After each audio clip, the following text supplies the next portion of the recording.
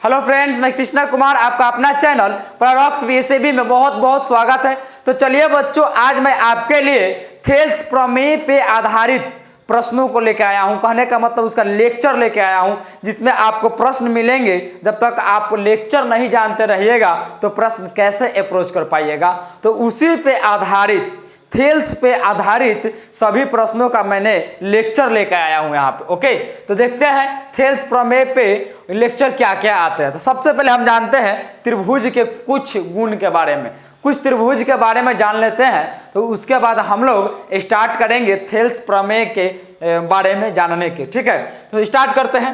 सबसे पहले प्रश्न उठता है कि सर त्रिभुज क्या है, ट्रेंगल क्या है, किसे कहते हैं त्रिभुज। तो आपको कहा गया है कि तीन भुजाओं से घिरी हुई आकृति को, तीन भुजाओं से घिरी हुई आकृति को हम त्रिभुज बोलते हैं। तो कहा आपसे कि तीन भुजाओं से घिरी हुई बंद आकृति को हम त्रिभुज बोलते हैं। ओके, त्रिभुज विभिन्न प्रकार के होते हैं, त्रिभुज विभिन्न प्रकार के होते हैं। कहने का मतलब एक कोण पे आधारित और एक भुजा पे आधारित। तो एक कोण पे आधारित जो आपको हम चर्चा कर चुके हैं, समकोण ये सब के बारे में आपको, ठीक है। दूसरा आता है आपको भुजा पे आधारित। तो भुजा पे आधारित त्रिभुज तीन प्रकार के होते हैं। भुजा पे आधारित त्रिभुज तीन प्रकार के होते हैं। वही बात आपको पॉइंट में बोला कि भुजा पे आधारित त्रिभुज तीन प्रकार के होते हैं। भुजा पर आधारित त्रिभुज तीन प्रकार के होते हैं। ओके, तो सबसे पहले मैंने लाया आपके लिए समबाहु त्रिभुज। समबाहु त्रिभुज, समबाहु त्रिभुज क्या है? तो नाम से यह स्पष्ट है, समबाहु यानी बराबर भुजा। देखिए यहाँ पे आपको कहा समबाहु, समबाहु कहने का मतलब समझ लीजिए, ये आपका मैं यहाँ पे लिख रहा हूं समबाहु। ओके, सम मतलब होता है बराबर, सम मतलब होता है बराबर, बराबर। ओके, उसके बाद बाहु, बाहु का मतलब होता है भुजा। तो मतलब कि सब भुजा आपस में बराबर होगी, सब भुजा आपस में बराबर होगी तो उसे हम समबाहु त्रिभुज बोल देंगे। ओके, यही बात आपको कहा कि वैसा त्रिभुज जिसका प्रत्येक भुजा आपस में बराबर हो तो उसे हम समबाहु त्रिभुज बोलेंगे। यानी यह एक आपका त्रिभुज बना हुआ है जिसमें AB जितना बड़ा होगा उतना ही बड़ा AC होगा और उतना ही बड़ा आपका BC होगा। यानी कहने का मतलब हुआ कि AB बराबर BC और BC बराबर AC, AB बराबर BC और BC बराबर AC। प्रत्येक भुजा आपस में बराबर होगी तो उसे हम समबाहु त्रिभुज कहते हैं, समबाहु त्रिभुज बोलेंगे। यानी समबाहु त्रिभुज किससे बोलेंगे?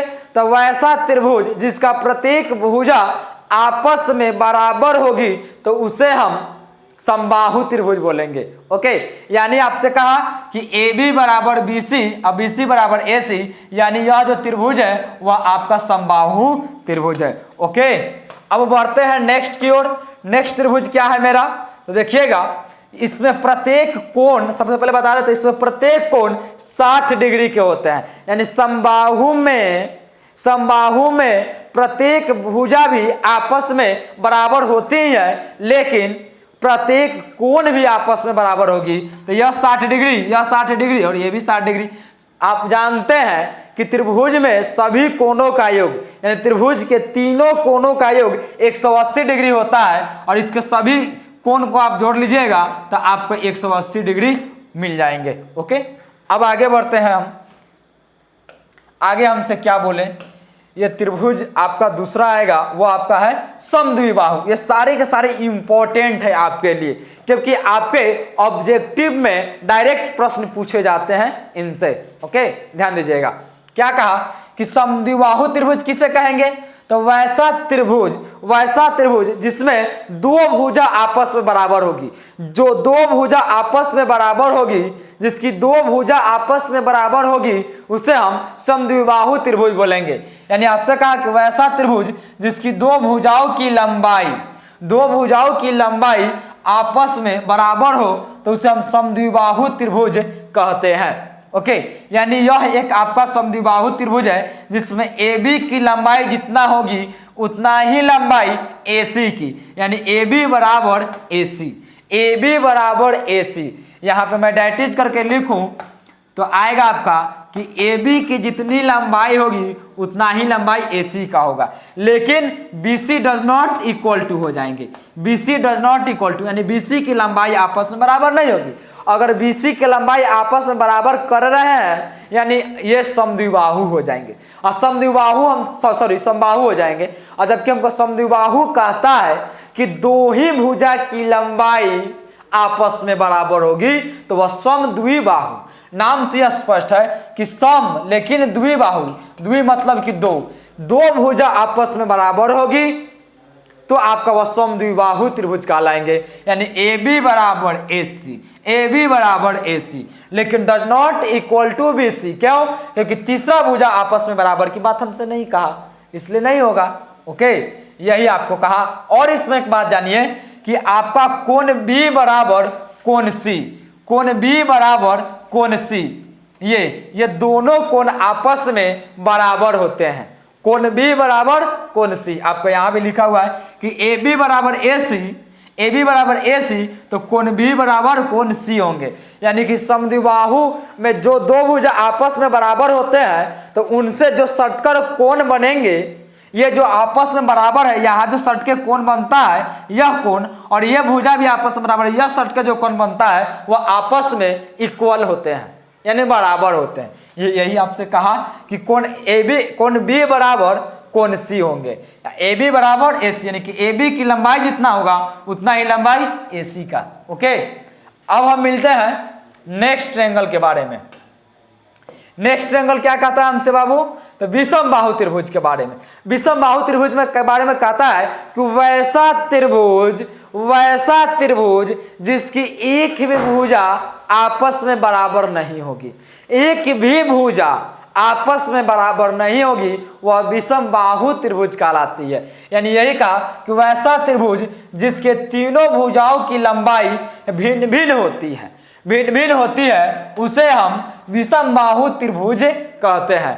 यानी ए बी की जितनी लंबाई होगी उतना लंबाई ए सी का नहीं होगा, और ए सी का जितना लंबाई नहीं होगा उतना लंबाई बी सी का नहीं होगा। यानी यह सभी भुजा आपस में इक्वली नहीं होते हैं। यानी यही आपसे कहा कि ए बी की लंबाई does not equal to B C की लंबाई और does not equal to A C की लंबाई, यही तो आपसे कहा। ओके, अब मिलते हैं हम लोग मेन थ्योरम से चर्चा करेंगे। यह थोड़ी सी चर्चा थी ट्रायंगल के बारे में जो आपका प्रमेय पे आधारित है, प्रमेय से रिलेशन रखता है, इसलिए मैं वो चर्चा कर लिया। अब आते हैं थेल्स प्रमेय के बारे में। आपने जाना कि थेल्स महोदय ने एक प्रमेय दिए, वह प्रमेय में उन्होंने क्या कहे कि यदि किसी त्रिभुज की एक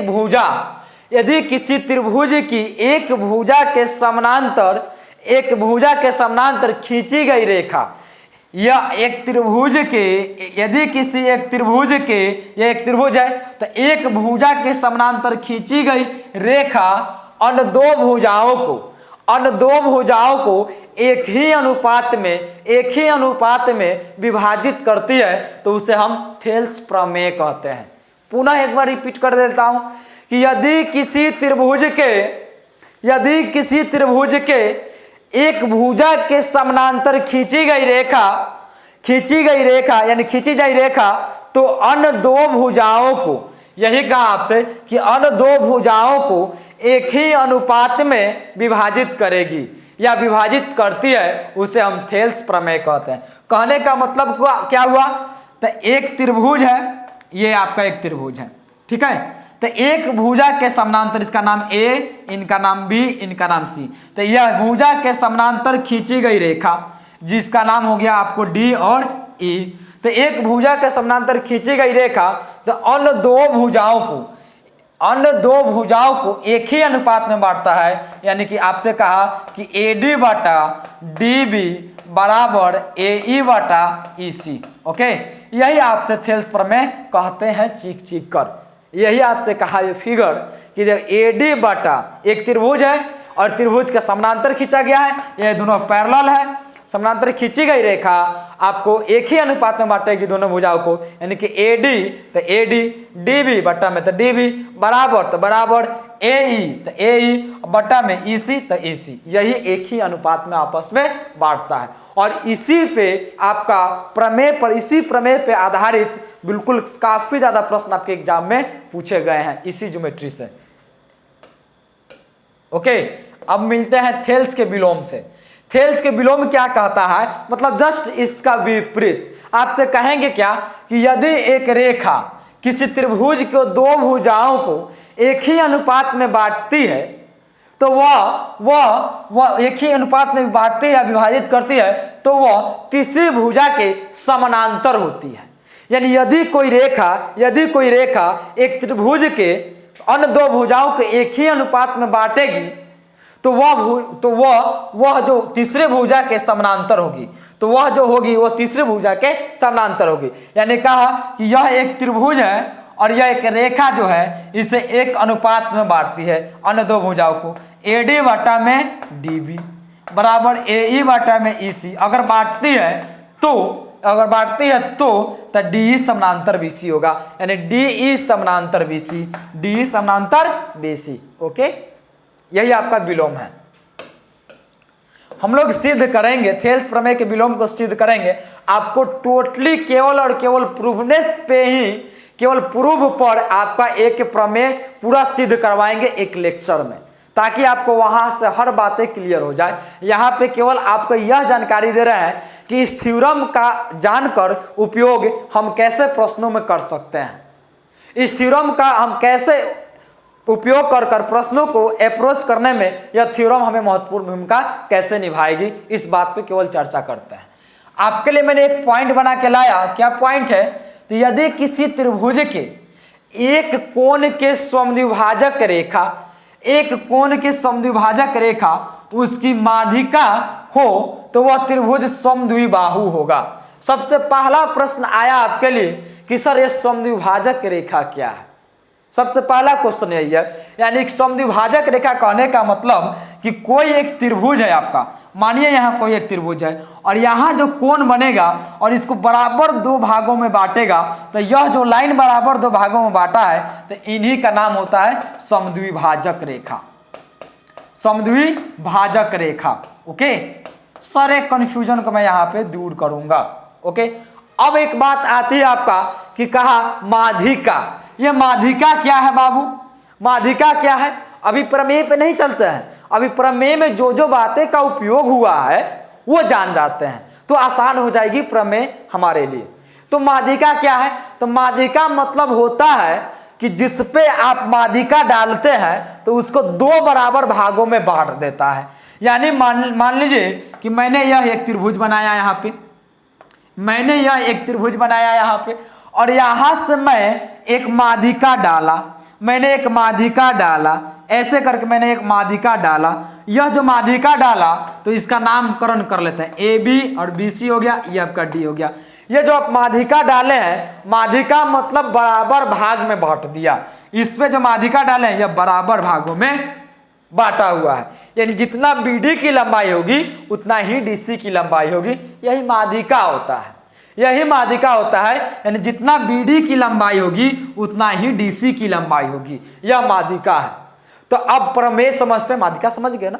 अब प्रमेय कहते हैं, क्या प्रमेय हमसे कहा वो समझते हैं। यदि किसी त्रिभुज के एक कोण की समद्विभाजक रेखा, ये लीजिए आपका ये कोण का ये समद्विभाजक रेखा है ओके, तो उसकी माध्यिका हो, यानी वह कोण के जो समद्विभाजक रेखा है वह माध्यिका होगी, वह माध्यिका भी होगी, वह माध्यिका होगी, तब यह जो त्रिभुज होंगे, जब यह त्रिभुज होंगे तो समद्विबाहु त्रिभुज होंगे। क्या होंगे? समद्विबाहु त्रिभुज होंगे, यानी यह जो होगा आपस में बराबर होंगे, यह समद्विबाहु त्रिभुज होगा। ओके, यही कहा आपसे कि AB की जो लंबाई है वह AC की लंबाई है। अब आया कि कोण BAD, तो कोण BAD यहां जितना कोण बना, यहां जितना कोण बना, ये इसकी चर्चा कर रहा हूं, उतना ही कोण होगा आपका DAC का, उतना ही कोण। यही तो कहा आपसे, लीजिए यहां DAC है, जिसमें माध्यिका डाले हैं तो देखिए BD बराबर DC, यही तो बात कहा। पुनः एक मन में प्रश्न आया होगा, सर क्या किसी कोण का समद्विभाजक रेखा, जिस कोण को समद्विभाजक रेखा कर रही है वह माध्यिका भी हो सकती है क्या? हाँ बिल्कुल हो सकती है, वह माध्यिका भी हो सकती है। देखिए यहाँ आपका माध्यिका बना, तब तो आप बोल रहे हैं कि त्रिभुज जो होगा वह समद्विबाहु हो जाएगा। पुनः एक बार एक्सप्लेन करता हूं, थ्योरम है, समझिए। यदि किसी त्रिभुज के एक कोण की समद्विभाजक रेखा, ये लीजिए आपका एक कोण है, इसका समद्विभाजक रेखा अगर माध्यिका भी होगी तब यह त्रिभुज जो होगा, तब यह जो त्रिभुज बना है वह त्रिभुज वह समद्विबाहु होगा। यानी इस त्रिभुज का नाम क्या हो जाएगा? समद्विबाहु। ओके, यही बात तो कहा आपसे। ओके, समझ गए ना? इस पे आपको ऑब्जेक्टिव पूछे जाते हैं, इसलिए इतना जोर दे रहे हैं। और आपके कंपटीशन में तो पूछिए मत, लगातार प्रश्न इससे पूछे जाते हैं। आइए अब आपके लिए कहा उसी पे है, लेकिन उसमें एक माध्यिका की चर्चा हुआ तो वह समद्विबाहु हुआ, इसमें दो माध्यिका की चर्चा होगी तो समबाहु हो जाएगा। सुनिए, यदि किसी त्रिभुज की दो माध्यिकाएं समृद्ध शीर्ष कोणों की समद्विभाजित करे तो वह त्रिभुज समद्विबाहु होगा। यानी कहा यदि किसी त्रिभुज की दो माध्यिका, ये लीजिए एक त्रिभुज की एक माध्यिका आपको यह मिल गया जो AE बराबर EC है, यह त्रिभुज की एक माध्यिका है। ओके, यह माध्यिका है, और एक यहां से त्रिभुज का एक माध्यिका यह गिरा आपका, यानी यह भी एक माध्यिका है।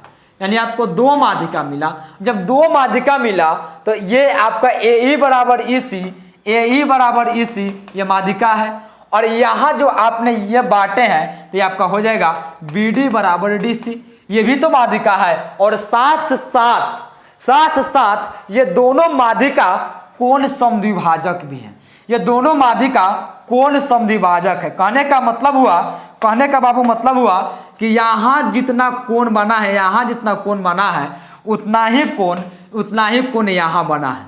ओके, तो यही कहा कि BD बराबर CD, लीजिए BD बराबर CD है। ओके, AE बराबर EC, तो AE बराबर EC यहाँ भी है। और आपसे कहा भी कि कोण BAD, तो कोण BAD इसकी चर्चा हुआ, कोण BAD किसकी चर्चा हुआ? इसकी चर्चा हुआ, बराबर कोण DAC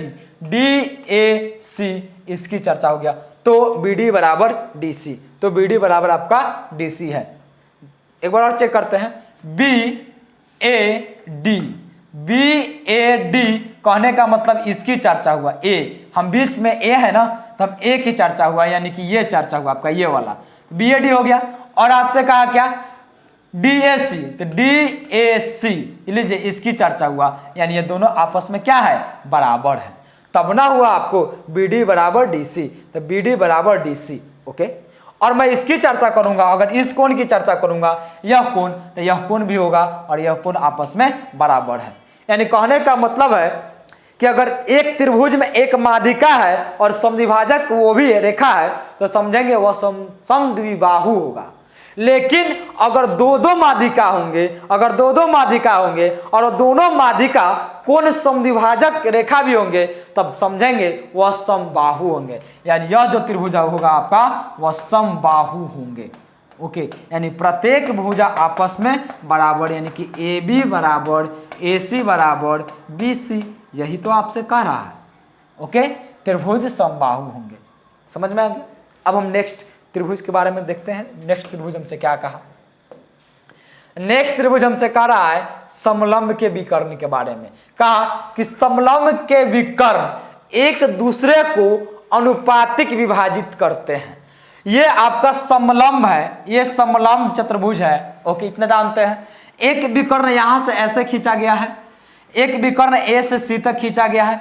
तो जो यहां से आपको खींचा गया है तो यहां से एक आपको ऐसे ले लेते हैं रेखा, ठीक है। तो आपको कहा कि जो AO बटा OC